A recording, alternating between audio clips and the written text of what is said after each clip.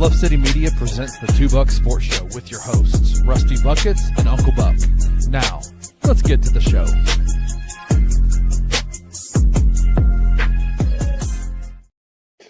What is up, everybody? Welcome to your Tuesday edition of the Two Buck Sports Show. I am your co-host. I won't say as always, but as most of the time, Rusty Buck is here checking in live at 11 a.m. Central Time with my guy, Drew Gann. Uncle Buck, what's happening, brother? What is up? Welcome to the Tuesday edition of the Two Buck Sports Show, special edition of the Two Buck Sports Show, because we like to do nothing more than to cycle in co-host, apparently. Rusty was out yesterday. I'll be out a couple of days next week. You know how it goes around here, but we will be here in some capacity with you every single day at 11 o'clock here on Bluff City Media's YouTube page. Sir, and today is a super special show. So we've got a guy that is, in news to nobody, a great comedian on Instagram, a guy that we know and love well. Josh Mancuso will be joining us momentarily to talk SEC football, his comedic skits and sketches on Instagram. Just super excited to have him today. Drew, you and I were talking in the green room, just kind of reliving some of our favorites. I think today is going to be an awesome show. I cannot wait. I can't wait. Football season has not crept up on anybody here. We've been looking forward to this for like 8 months now. And sometimes the only thing you can do to scratch that itch in the middle of May and June, when it seems like football is so far away, is to get on YouTube and just watch funny videos to recap your memories from the previous football season. And so that's what I've been doing for like the last 6 months. Exactly. So quick bumper video, and then we'll have Josh on the other side.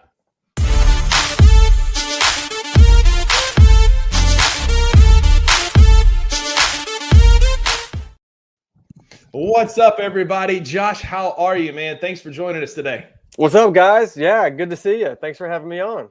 Absolutely. The pleasure is all ours, I can guarantee you. So we're super excited to have you on. Right off the bat, we've got breaking news today. And I feel like you have to be tapped into all sorts of breaking news. But Auburn has decided they're going to claim 3 more national championships, and they're going to have 3 more play callers and 3 quarterbacks all in like the first week of the season. Don't you love it when they write the jokes themselves? I do. I can't wait to work that in there. I did hear something about claiming some extra national championships. Like what years are they claiming? They're claiming like back in the day, like in the 20s and 30s, or what? So it's 4. It's 1910. 1944, something like that, 1958, and 2004. So, like, one of these is not like the other. Like, we had a system in 2004 to pick national champs. Yeah. No, I feel like if it's pre-World War I, I don't think we need to be claiming those. I don't think we knew. That was over 100 years ago. My goodness. Come on. It's kind of like the Wilt Chamberlain. Like, did the 100-point game actually exist? And that's what I'm going to say to any Auburn Tiger that wants to claim their 1910 football championship. I agree 100%. Let's focus on what's going on now. They won 2010? Was it 2011 with Cam, the one that got away from Rusty?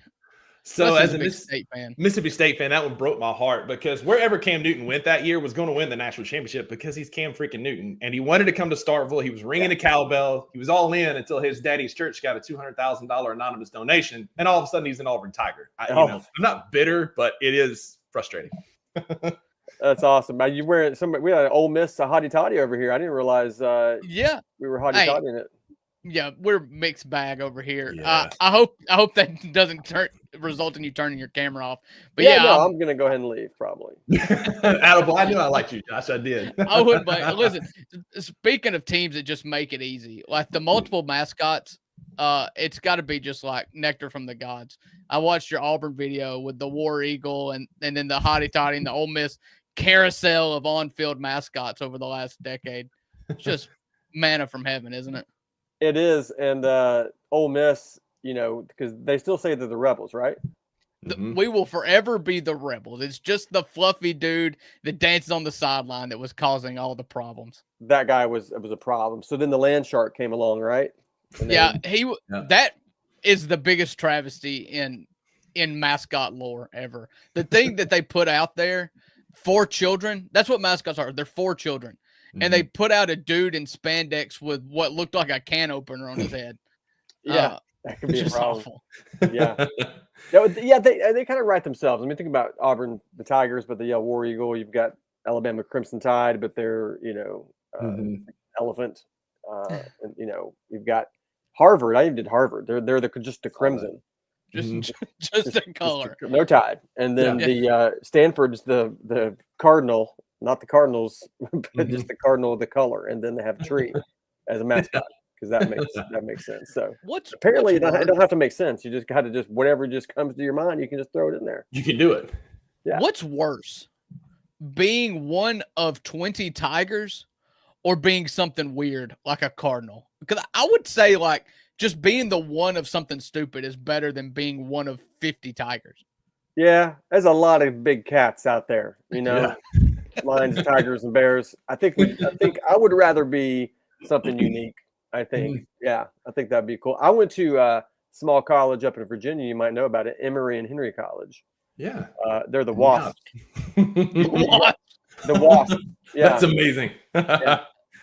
So speaking of like unique mascots, one of my favorite videos is very niche to me that you've done. It's a recent one. I lived just south of Myrtle Beach, South Carolina for 6 years and was fully immersed. I did some on-campus teaching through their exercise department there at Coastal Carolina.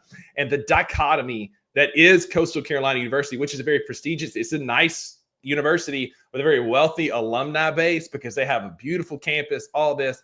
But the dichotomy that is Coastal Carolina against Conway, South Carolina, and Myrtle Beach. Josh, you nailed it. Like I saw the video the other day, I was belly laughing at it because it was just so on brand with what Coastal is. That's good. I know I have a friend that went to Coastal Carolina. Any chance I have to break out the mullet and wear it, it felt appropriate for some good Dirty Myrtle jokes. Yeah, and it's right on brand because that like.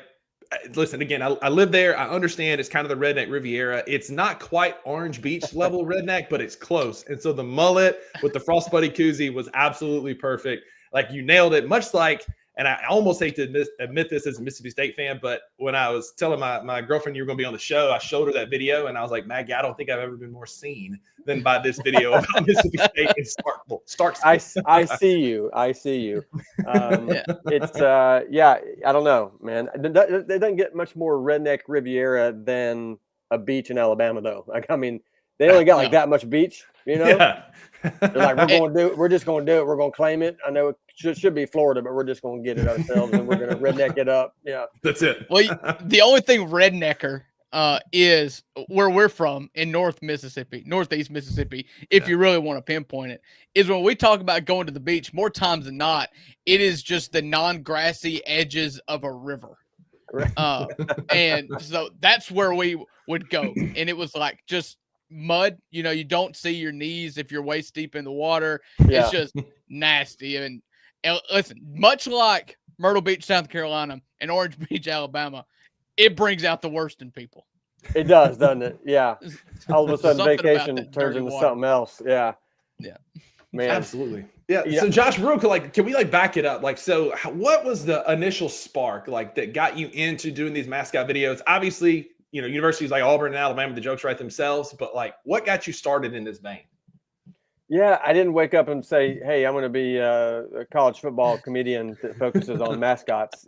I just was kind of, I'm an actor and comedian, so just throwing spaghetti at the wall and trying different things. And I was living in East Tennessee at the time, and so you really got to make your own way. It's not like there's a bunch of casting opportunities for all the movies being made in Northeast Tennessee. So I one day I said, I'm going to start making my own stuff. I'm going to write it, shoot it, put it out there. And so I did some videos that were non-sports related. They were funny and they were fine. And then I wanted to do this like committee style of something. Mm-hmm. I was like, I want to do something where there's three guys and they're coming up, they're deciding something. That would be funny. And so I was talking to my father-in-law. He was an Auburn grad, and so we'd be watching games together. And he's like, War Eagle. And I'm like, you're the Tigers. Why don't you go Tigers? And he's like, no, it's War Eagle. We'd even be like at the grocery store and he'd see somebody with an Auburn jacket and he's like, War Eagle. I'm like, what are you doing? So I was like, that would be great to just get this, not so true story of how they came up with the mascot. These three guys, one guy just randomly being like, how about an eagle? And the other guy's like, we talk, and just to be in that room. And so That's how it started. And then it was easy to pick Tennessee, the Volunteers, Alabama, Crimson Tide, Ohio State, the Buckeyes. Like, it was easy to just keep rolling. And I was like, well, I guess this is it then. I'm just going to keep doing these. So people love them. And then we started working in I call them the fan versus fan, when teams play each other, and we go after it that way. I like that a lot too, because a little more trash talks involved there. How far down the list did you go until you realized that there was a college in central Mississippi named the Fighting Okra? Oh, man. Well, what's so funny is that I would sometimes say in my videos, I would say, hey, or in my posts, I'd say, if you have an idea for college I should do, let me know. That one always came up. Delta State. Everybody was like, do Delta State. And I was like, what? And I looked it up and I was like, this is for real. This is a real school and mascot. And they chose an Okra on purpose to be their mascot. I love it. It's awesome. We talk a lot about, we even on a recent show drafted our favorite minor league baseball mascots. If you can go full blown minor league baseball, like our favorites, like the Montgomery Biscuits or the Blue Wahoos, like if you could go just as far left as possible, it endears me to you. It absolutely. There's a Presbyterian college, or the Presbyterian Blue Hose. Like HOSE hose, like a hose, yeah. And one I'm getting ready to release and this is the other one that would always come up in addition to Delta State, which I'm glad they're the Okra, because otherwise Delta State wouldn't necessarily be as well known as they are if they didn't have an Okra. But the University of California, Santa Cruz, they're the Banana Slugs. Let's go. And it's not only just the slugs, but they went specific, a banana slug. So. Yes. Is a banana slug a yellow slug, or is it in regard to the length of the slug? Both. It's a longer slug, and it is got a yellow tint. Looks kind of like a banana, or looks kind of like a banana. Twinkies probably just weren't around when they were naming the slugs. Right.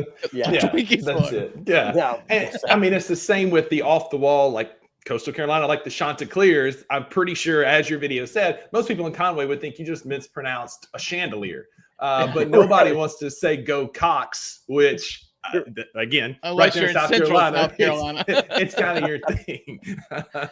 Yeah. So it's great when they yell in the Williams-Brice Stadium down there in Columbia, when they yell go Cox, and one side of the stadium yells go, or yells game. Other side yells Cox, and you're on the side that yells Cox. You're just going Cox. Cox, like all the ministers on the game side, all the ministers sit on the game side. Yeah, absolutely. Nobody wants to be messing with that. It's a fun atmosphere. Like Williams-Brice is an electric atmosphere. I went to a couple games there. It's an incredible place to go watch. I saw State play there. I watched them get Dan Mullen fired. Saw some really great games there. But you're absolutely right. And never failed. I always ended up on the Cox side, and I would just sit there look quietly. Did. I'm not participating in this. He paid extra for that. Just make a noise. Yeah. One of my pet peeves when it comes to like in-game experience for college football is the chants. Like, I'm an Ole Miss fan. I'm endeared to Hotty Toddy. I like the wordiness of cheers. I like the almost like song and like chorus and verse kind of thing. Nothing irks me more than just like a stadium that gets fired up to yell alternating colors. Like Mississippi Stadium does this, where they go maroon, white, and I'm like, that does the opposite of getting me excited. It's just chanting colors.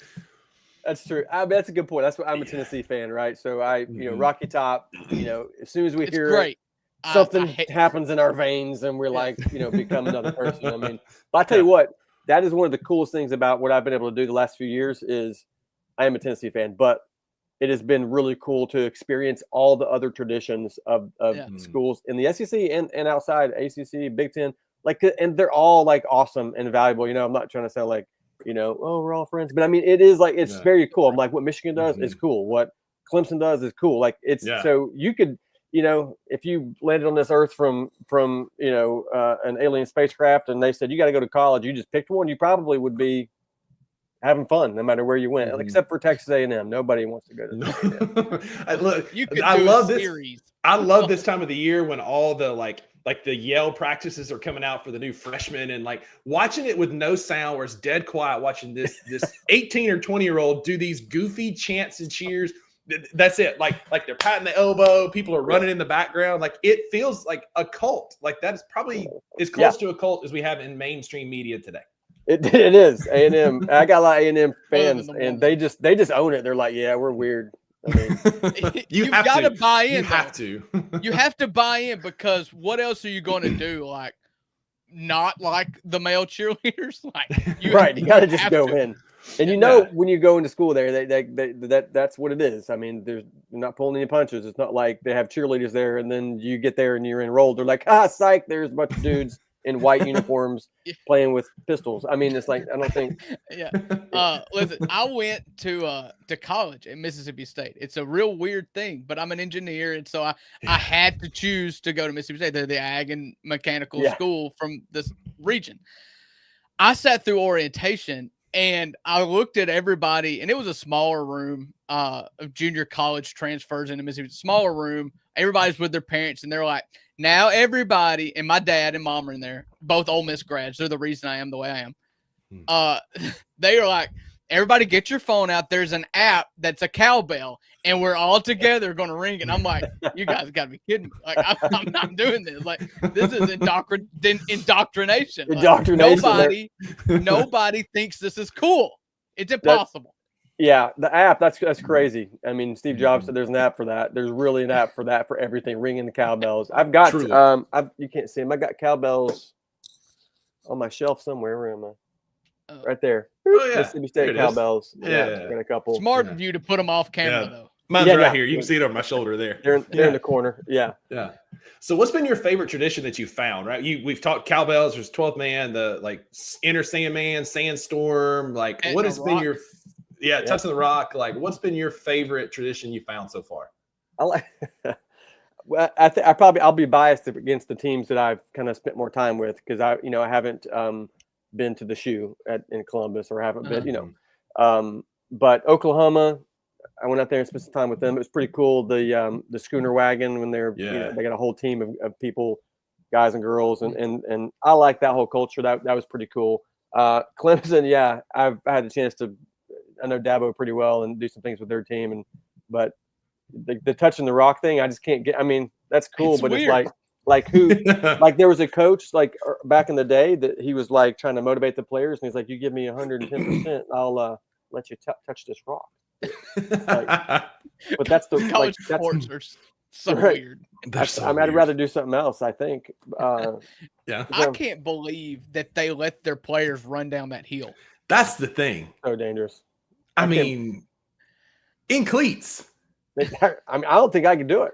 And I'm in my 40s now. No, I couldn't. I think it's I like would that tumble. cheese wheel. You know, in Ireland where they roll the cheese. Yeah, just going. Dabo does it. Dabo, he takes off too. He's like Dabo is all out sprint. Like you talk about 110% effort. Like that rock does something to him, and he touches it, and he's gone. He's the picture in the dictionary of committed. That is Dabo. And his office in their facility, he's got a big slide. He comes down. Have you seen that? Yes. So the stairs, you got this slide that they installed that goes down. It's pretty cool. He's what Hugh Freeze wishes he was. Sure. Well, Hugh's got to get off the golf course and do some recruiting. Supposedly, that's the I saw an interview with him where he's always belly aching about something, but they were talking about him about golf. He's like, I actually played more golf when I was at Liberty. And we were fine. I was like, yes, but you went into the Lions Den. Like Auburn media is like Texas A&M students. Okay. Like they expect nothing but championships. They have just today have decided they're going to claim 3 more. And so like Hugh's going to claim those. That happened on my watch. Yeah, they will. And the board or whoever it was, they fired Tommy Tuberville back in the day, like in the middle of the night or something, right? They were like, oh, by the way, you're no longer the coach, and he was like, what?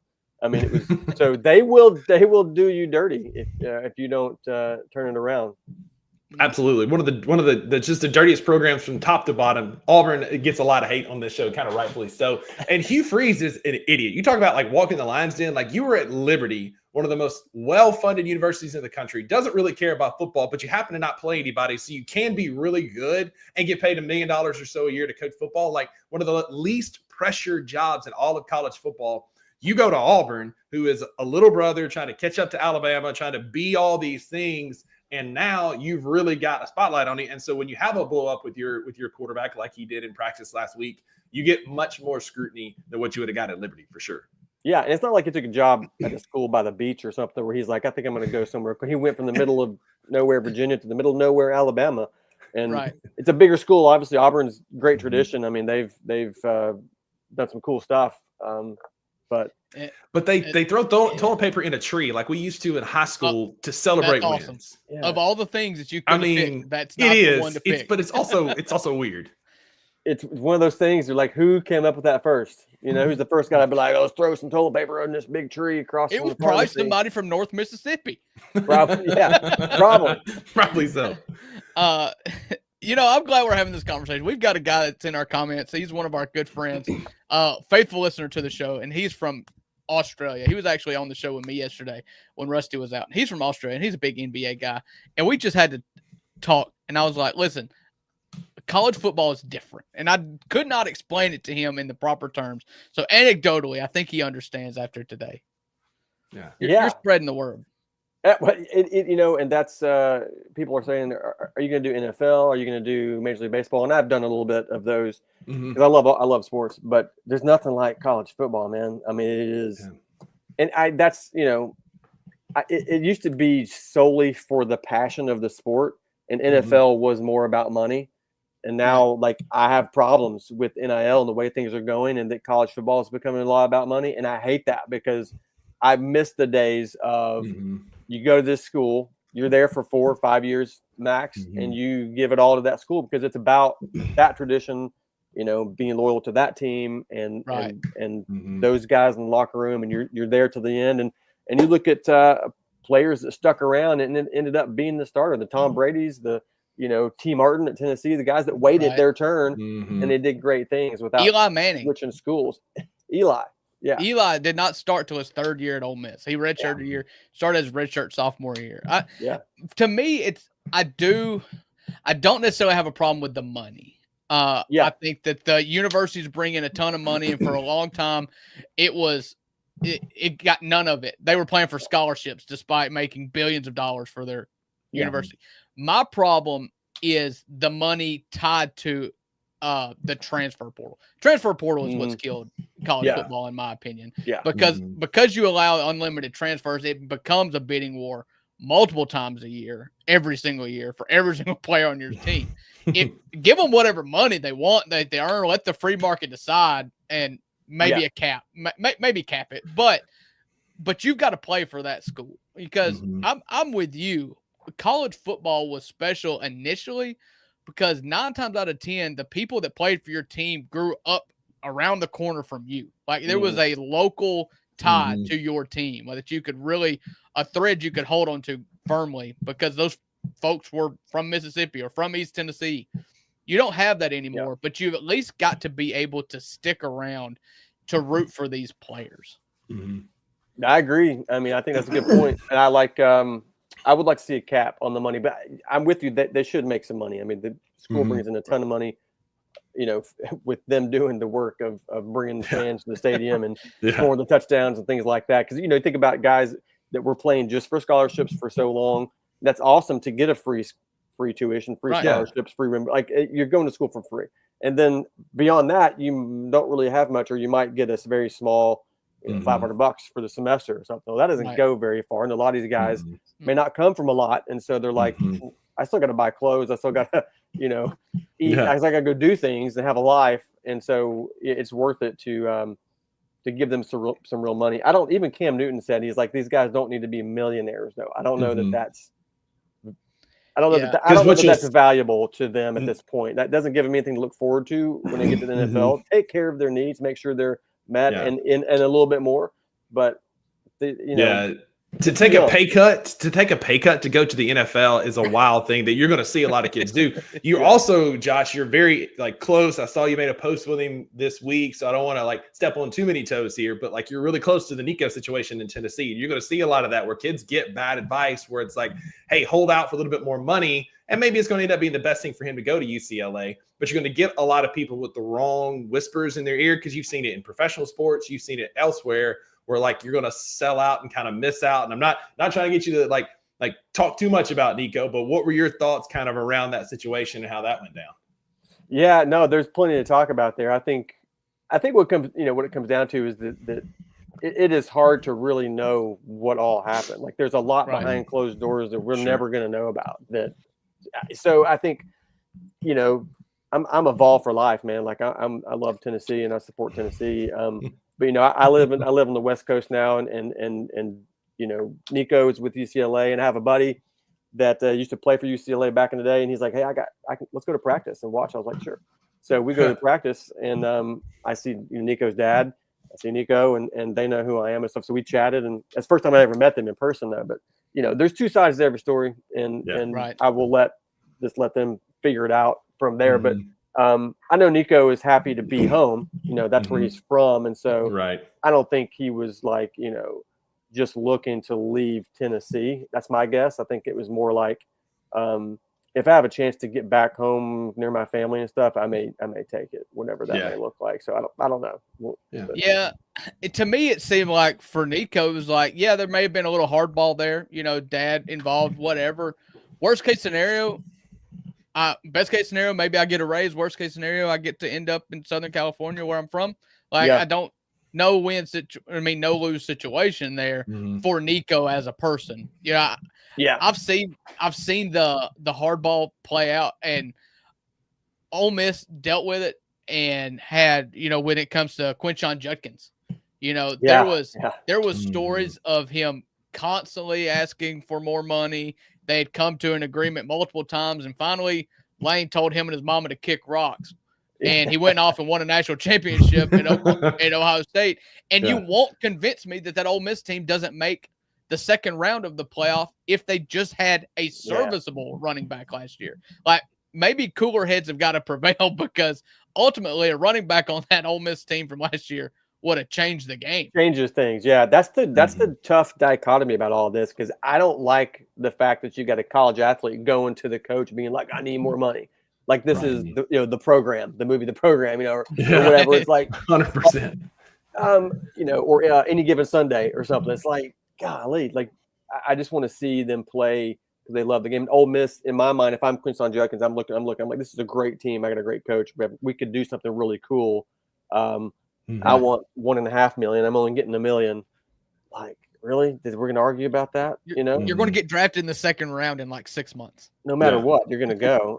Right. He did get a national title though, so he did, but he was a cog in the wheel on that Ohio State team. Had he stayed at Ole Miss, he could have gone down almost in like legendary status, right? Because he could have been the guy that like kind of takes him over. And now you're on a team with Jeremiah Smith and all these other studs, and like Henderson. You were just Travion Henderson, like you were just another dude when you could have been the dude at a place like Ole Miss. 100%. He could have been, SEC Player of the Year. He could have been. He had a great story. Yeah. Under recruited from 10 minutes outside of Auburn, Alabama, and chose Ole Miss and stuck with Ole Miss until he didn't. Until the end, and we would have taken a bullet for him until it just got squirrely and hardball was played. That I think that Ohio State would have won the title anyways. That didn't win it because Quinshon came to Ohio State. He helped. It was very clear they were better than everybody. They were going to beat everybody. It doesn't matter. Yeah. It's a crazy world we're living in, boys. Just who knows what's going to happen next. That's it, man. So speaking of that, like we've talked about fan bases kind of going around, but like what has been some of like the best like sense of humors, and then what are some of the ones that you've gotten some backlash on the most? Like which fan bases are kind of like what camps are they in? Well, Tennessee fans are with me most of the time. They're not happy about my post with Nico, my photo that I posted with Nico. Sure. Are you telling me Vols fans overreact? Can you believe it? I've been called a traitor and don't ever come back to Tennessee. Like, I mean, yeah. Have they thrown mustard and golf balls at you yet, or no? We ain't got there That's yet. reserved for us. The virtual mustard and golf balls coming my way. But generally, yeah, Tennessee. I love Tennessee fans. They love me, I think, or did. Georgia fans have been great. They love themselves. They think Georgia's the greatest thing, on God's earth, but they also can take a joke. They're pretty cool. Most teams have been great. Clemson, I've got a big fan base in Clemson. South Carolina fans, I did make them mad last year. I think I said something about in one of my skits, I said they were mid, and they'll always be mid. They want to be elite, but they'll just always going to be mid. And they did not like that. They were so mad. The logic's there, though. I mean, it is. It tracks. It does. I mean, they've always kind of been in the middle of the pack, like most of their SEC lives. Now they're starting to inch up, and that's great. Somebody's got to be in the middle, though. Like, not everybody. I mean, that's it. Yeah. Kentucky fans, sometimes Kentucky fans, Alabama fans, they get mad with the the mullet character smoking, whatever, like the whole redneck. I'm just glad it's not Mississippi. Yeah. I was waiting on it. Well, now just think about it. I think I might start adding that in for Mississippi. That'd be good. I'll add some. It'd be on brand. That's for sure. Yeah. They've been good. I saw a skit the other day that a guy from Alabama said that he told his teacher that they were 49th in the country in education, and the teacher said, "Well, who's 4010th?" and typically that joke's about Mississippi, so I'm just glad it's somebody else. That's it. Yeah. I used to tell people when I lived in South Carolina, because there were so many transplants there from West Virginia, and somebody would come in and tell me, "Hey, I'm from West Virginia." I would say, "Oh, you know what the state motto of Mississippi is, don't you?" Thank God for West Virginia, because otherwise we'd be last in everything. That's right. That's true, man. It's most of these states they can they get it. They can take a joke, and it's Big Ten so far so good there. I don't know. As we keep expanding out, we'll see. How many people I can offend. So listen, that's the measuring stick. That's what drives it. I think is you've got to have some kind of lightning rod. Yeah. Yeah. So what's next for you? What's coming up? What are some things you've got in the pipeline? Not asking for like inside baseball, but like what are some things you've got coming up? Like some projects and stuff you're working on. Yeah.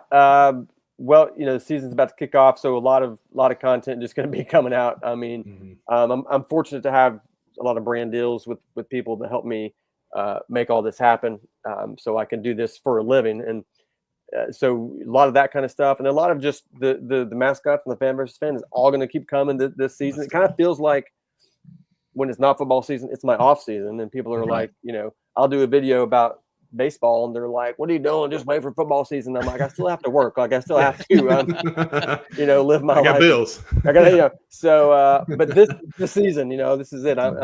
I'm stoked. So that's the main thing, obviously. And then I've got a sports podcast show that may be developing that is going to be exciting to share at some point when I can say more. And then honestly, like I said, I live on the West Coast now, and I'm out here because I'm trying to make movies. That's what we've always wanted to do. That's been the goal all along. And not going to stop doing what I'm doing, but just going to start adding in some longer, bigger projects. So yeah, we got some scripts we're writing and some things we're doing. So yeah, I wouldn't expect to see much of that until after football season, though. Right. So that's well, if you ever have a part for like part-time podcasters from Mississippi that talk about sports, I mean, look no further. I should write a whole script around those characters, and then it'd be perfect. People, absolutely, and don't even bother asking for anybody else to do our roles for us. Like we've got the job. We got it. I won't even ask for an audition. You guys, this is the audition. This is why I chose this to be on the show with you guys. And I would be extremely insulted at the type of person that you would cast as me. I just know Jack Black would be the first person you call. Who would play you? Who is that? You, Jack Black? You think? I mean, you think of shorter guys, the more diminutive guys that could hold their own on the screen, and the first name that I think of is Tom Cruise. So absolutely. I was leaning more Danny DeVito, but it's fine. And that's why you don't have typecast me. Cruise would do it. Yeah, he would do it. Cruz would do it. Not a heartbeat. Yeah, well, Josh, Andre the Giant's dead, so Rusty, you're out. I'd like to think, like Jason Momoa, you think he's bearded guys with muscles, but like that clearly wouldn't be it. Like I would just be like an NPC as they come. Oh gosh, Wayno here in your comments is cracking me up. I don't think you can hire garden gnomes. That is funny. Well, that's our friend from Australia. So you've seen the last of him yesterday. Well, throw another shrimp on the Barbie because that's a good one. He stays up to 2:00 a.m. to watch this show. It's wild. It's wild. Awesome. It's good to have. Hey, Josh, I've got one last question for you. Okay. We're a small podcast here that's trying to make a name for ourselves. We love it. We do our best, and sometimes what that entails is sliding in DMs of people more famous than us to see if they'll come on our show. You were kind enough to join us, and I would just like to ask you if you could just get Nate Bargatze just to answer my DM. Okay.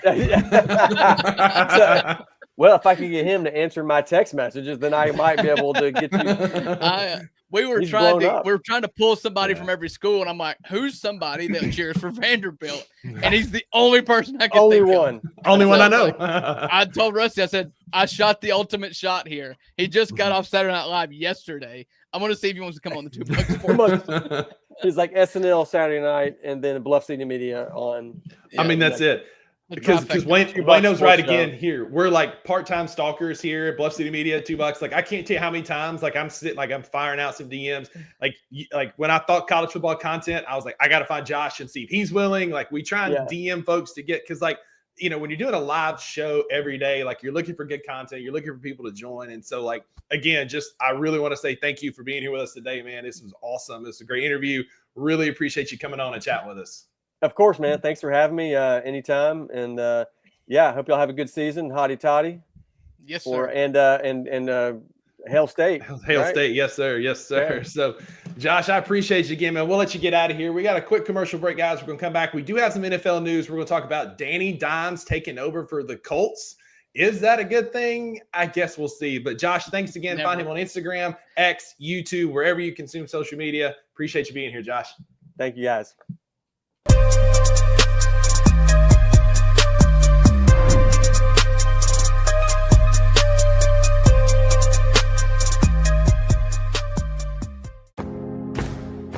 Looking for an alternative to alcohol or conventional medicine?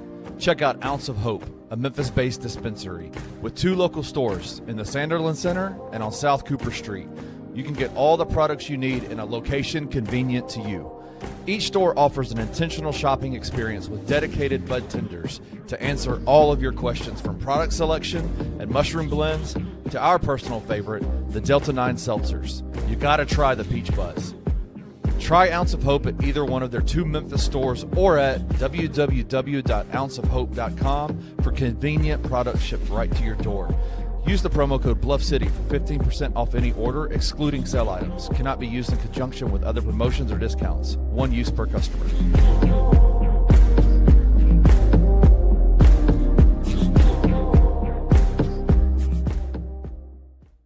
This program is not, well, it may sort of serve as shepherding into the future, even, having a good year while shepherding into the future. It's not a gap year. It's not a rebuilding year. This team, this program, they are not in the business of going into the future, starting a young guy and winning 6 games just because, we need to practice for the future now. No. I think there was once upon a time that, you did that at the University of Memphis. Justin Fuente is a great example. Jacob Karam to Paxton Lynch. You know what Fuente had that Ryan doesn't have? What's that? He had no expectations. He could win 3 games, and that was positive momentum from the Larry Porter era. I think this was the obvious decision. I think they'll be very competitive, and this was always the plan for them. Tune in to On the Bluff with Christian Fowler and Gabe Kuhn every Tuesday at 12 p.m. on the Bluff City Media YouTube channel.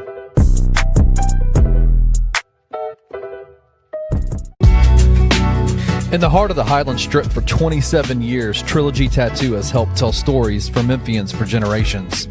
Located at 530 South Highland, Richie and his team are waiting to help you tell yours. From tattoos to piercings, your body art should be as unique as you are. Voted a Memphis Flyer top 3 tattoo shop in the city of Memphis since day one. Your story will be safe here at Trilogy Tattoo. Open 7 days a week, Monday through Saturday, 11 to 11, and 3 to 11 on Sundays. They have convenient times waiting on you. Let Trilogy Tattoo help you tell your story.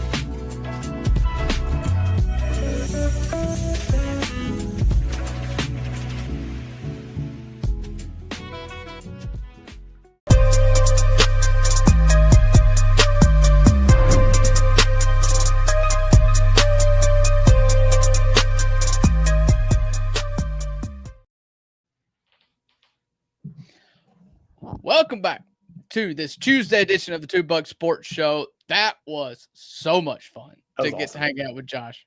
Yeah, great dude. It's not, you always, when you're meeting celebrities, you never know what you're going to get, and getting a great, genuine, nice guy like that on the show is awesome. Knows ball, great content. He's really fun. If you don't, go follow him on Instagram, and X is at Josh Mancuso. Just a great guy, Drew, great advocate for football. Wayno, you can learn a few things from him about the banana slugs and other things about college football. Wayno's in timeout for Drew. That's amazing. But again, big thank you to Josh and his team for coming on the show today. That was awesome. We do have a couple of bits of news we're going to get to today. It's going to be a shorter show, if you believe that. I've got oceanfront property on Lamar Avenue to sell you because Drew and I can get along with it, especially when we're talking about our takes now. But some NBA news. We had news to no one once again, as Drew and Wayno debuted yesterday. News to no one being John Wall was still playing, or at least trying to play, has officially retired from the NBA. The almost Memphis Tiger, another one of those what could have been type stories had he been anywhere but Washington, not had some of the injuries he had. Drew, John Wall is hanging it up after, I think I saw it was a 15-year career. Is that what Sham said? Yeah, something like that. 11 seasons. 11 seasons. 11 seasons, but his career only amassed 200 basketball games. Mm-hmm. So he was a legend. He was electric, one of the first electric factory point guards that I can remember from my childhood, I guess. Just a great career for John Wall. One of those big what ifs, though.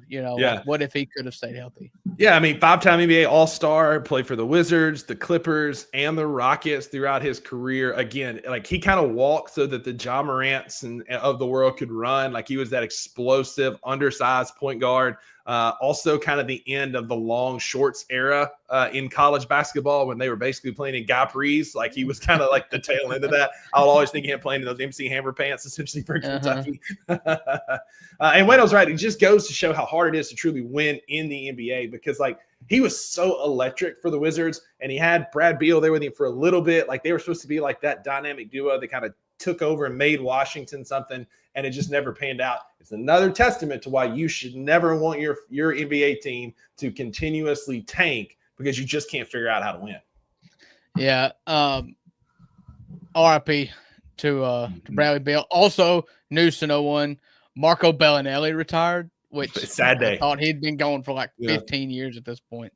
Yeah, the only Marco I was thinking of was Marco's Pizza, but Marco's Bellinelli is out. So happy trails, not RIP, but happy trails. Goodbye. Yeah, that's it. So, and in the NFL, Drew, we have a little bit of controversy to talk about with some FanDuel odds. Again, show brought to you by FanDuel.com, the greatest sports book to go satisfy your itch as a degenerate gambler. Shout out to, we've got a lot of friends in our circles, the boys at Grind City Brewing. Shout out to Zach, big Colts fan. Pat Jones in our fantasy football league and group chat, big Colts fan, are punching air right now as the Colts seemingly have moved on. The big announcement today out of Indianapolis is that Anthony Richardson is no longer the starting quarterback for the Colts. It is now Danny Dimes time, Drew. Yeah, I'll tell you what, it's not a place you want to be. It's not. And what's crazy is Shane Steichen, the coach of the Indianapolis Colts, not only named Danny Dimes the starting quarterback, but he said he is planning on starting him for the whole season, and the backup is not even Anthony Richardson. So it seems like the experiment is over. You took a swing that I respect. I like going for broke if there's not an obvious candidate. You can't win without an amazing quarterback. So if there's not an amazing quarterback to be had, take a swing at somebody who could become one. But 2 years later, after taking Anthony Richardson number 5 in the NFL draft, he is most certainly going to be on another team. I mean, absolutely. And, you know, it stop me if you've heard this before, but he got drafted off of potential and athleticism. I mean, yeah, he could throw the ball 80 yards, but he couldn't hit a 5-yard slant to save his life.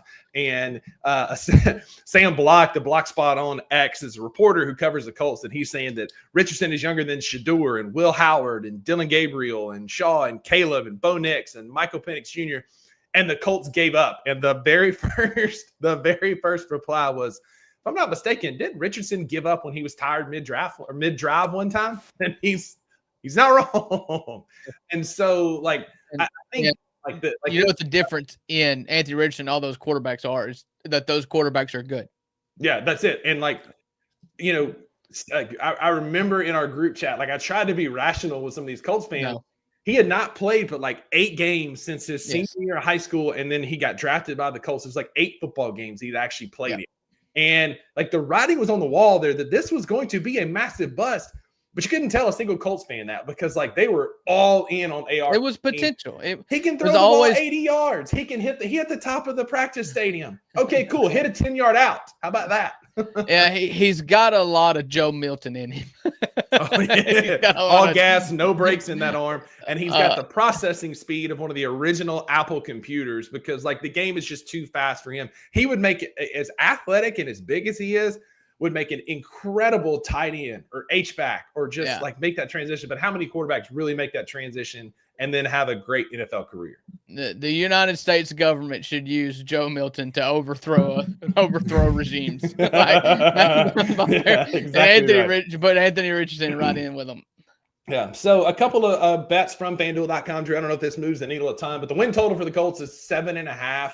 Like, there are people that I'm reading online that like are kind of excited about Daniel Jones. You know how it is, right? Like anybody, you got to grasp for hope with a quarterback change this close to the start of the season. So I get that. But like, I watched him in New York.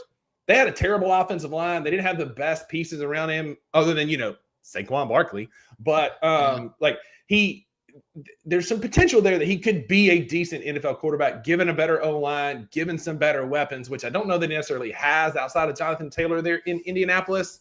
I do like his new Tyler Warren, the tight end target that they've got there. It feels like he's going to be kind of in that Dallas Clark vein. I mean, exactly right. But 7.5 wins, like I feel like that's going to be about right for the Colts. No matter who's like, if AR is playing quarterback, it might be less. With Danny Dimes, I think 8 wins is a possibility. I don't know why I always thought Daniel Dimes, that's his full name. Daniel Dimes would figure it out. Yeah. But I just always thought he would. I don't know if it's because he went to Duke or the fact that I don't know. He's probably just not going to be good again, and I'm not going to be able to really figure out why. Because he can run and he can throw, and it just never works. And we talk about the second draft in the NBA a lot. This is what feels like Danny Dimes' time because the Giants under Danny Dimes post Eli Manning has just been an absolute dumpster fire. Organizationally, don't have the players around him. Never had the offensive line. I mean, shoot, if the New York Giants had an offensive line, Eli Manning still may be playing. Like, you just never could protect anybody. And so you hope that I believe that Indianapolis is more or less known to always have a pretty solid offensive line. I don't know what it's going to be this year. You're going to have a good running game with Jonathan Taylor, and you can ask Danny Dimes to just kind of be quarterback and not run for his life. And maybe there's a chance. They've got Quentin Nelson, who might be one of the most polite offensive linemen in the history of the NFL out there mauling folks. A couple more, real quick bets, and I've got a comment on the picture and why I chose this picture. But a couple fun bets on FanDuel for the Colts. They're plus 300 to win the division, plus 172 to make the playoffs. If you think they're going to get over 10 regular season wins, I'd put money in now. That line is moving, but it's plus 250 right now. Plus 300 to win the division, plus 7,000 if you think Danny Dimes is going to get him to the Super Bowl. The most likely, so per their playoff odds, it's minus 210 to miss the playoffs. So people think they're going to miss the playoffs. But to lose in the wild card round, if you think they can make it, it's plus 390. So if you think they can get there, you can make a little bit of money. The most likely scenario for the exact finishing order of the AFC South is the Texans first, the Jaguars second, the Colts third, and the Titans fourth for plus 750 on FanDuel right now. It's just such a, when you're looking at playoffs, it's just such a weak division. The AFC South is like historically weak.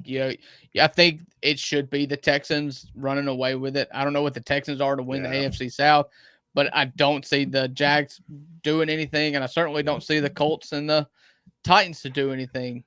So the division is plus 115 to Houston because, I mean, they're very good. Like defensively, C.J. Stroud had a bit of a sophomore slump, but he still had moments last year where he was really good. They got really good receivers. They added Joe Mixon at running back. And they added Nick Chubb to Joe Mixon. Thank you. Right. And then, but DeMeco Ryans is going to have that defense dialed up because that's what he was and that's what he does really well. So the Texans are plus 115, Jags and Colts are tied at plus 300, and the Titans are plus 700 to win the AFC South. But I picked this picture for two reasons. I always feel like he's like staring in my soul with crazy that like wide-eyed, crazy eye. But the neck situation reminds me of when Frank Caliendo was John Gruden at the Raiders facility, and he was like, Mike Glennon. Yeah, I said, give me somebody with some neck, and that's who we got right there. I like a guy with a long neck, and this picture made me think about that. Necky, that dude, and long neck. Long neck. But Drew, as we start to wind down here, man, appreciate you being here again. Thank you to Josh. I just want to remind everybody, we've got college football Saturdays coming up very, very soon. We're less than 2 weeks away. August 30th is opening weekend of college football, and Grind City Brewing is going to be your hub for college football this fall. We got a lot of great shows coming up there. We got some great talents going to be there doing live shows from the brewery, Drew. We've got opening weekend, again, less than 2 weeks away. We're going to be there hanging out. More details on time and that sort of stuff to come. But Drew, I'm fired up about this partnership with Grind City. Yeah, this is going to be a ton of fun. What makes college football so great is the fandom. We spent the whole show talking about it with Josh. The fandom is what makes college football so great, and to enjoy that amongst a bunch of fans watching a bunch of games at the same time, like, just doesn't get any better. So August the 30th, Grind City Brewing Company, come hang out with all of us. Be a great and we can attest the beer there is good. It's always cold. It was rather tasty when we did our show there with them. But come hang out. Kenny and I are going to go out there later this week to kind of touch base and make sure that everything's good and ready to go for next week as I'm cycling through our overlays here as we start to wrap up the show. But that's going to do it for your $2 Sports Show today, getting you out a little less than an hour. I told y'all it'd be a shorter show for us, and for us, this is a shorter show. If you know, you know. But thanks again to Josh Mancuso and his team. Go follow him on all socials on YouTube. Be on the lookout for those college football videos coming up. They are absolutely hilarious and usually exactly spot on, like I said. But in the meantime, go be a friend to somebody who needs a friend, and there are no refunds for what you heard today. That's right, because with the $2, you always get what you pay for, and we will be back tomorrow. Thank you for listening to the $2 Sports Show. If you enjoyed this episode, leave a rating and a review wherever you download your podcasts. Also, like and subscribe to Bluff City Media's YouTube page. We'll see you back here next time.